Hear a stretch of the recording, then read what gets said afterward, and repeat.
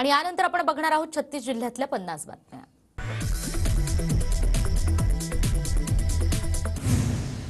राज्यात मुंबई वगळता पिण्याच्या पाण्याची तीव्र टंचाई। राज्यातील 2994 धरणांमधील पाण्याची पातळी 65%वर। अनेक गावांमध्ये पाण्याअभावी टँकरने पाणी पुरवठा।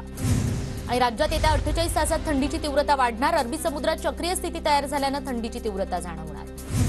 नांदेडमध्ये 7 जानेवारीला छगन भुजबळ यांच्या प्रमुख उपस्थितीत ओबीसी मेळावा। मेळाव्याच्या तयारीसाठी ओबीसी संघटनांची तालुका स्तरावर बैठक। आज सकाळीच उपमुख्यमंत्री अजित पवारांकडून फुलेवाड्याची पाहणी आणि यावेळी अजित पवारांनी स्मारकाच्या कामाचा आढावाही घेतला।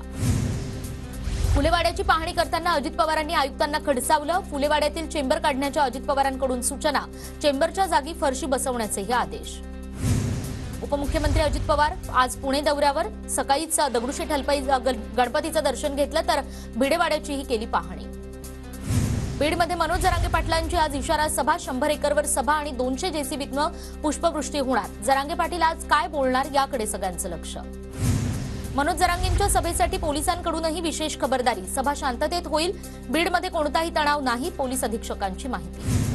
तर बीडमध्ये शिक्षणाधिकाऱ्यांकडून शाळा बंदचे आदेश। सर्व प्राथमिक आणि माध्यमिक शाळा बंद ठेवा, अधिकाऱ्यांच्या सूचना। कोरोनाच्या JN1 व्हेरिएंटचा सामना करण्यासाठी नागपूर पालिका सज्ज। 60 वर्षांवरील नागरिकांना बूस्टर डोस देण्याची सूचना। धोका लक्षात घेता रुग्णालयात यंत्रणा सज्ज ठेवण्याचे निर्देश।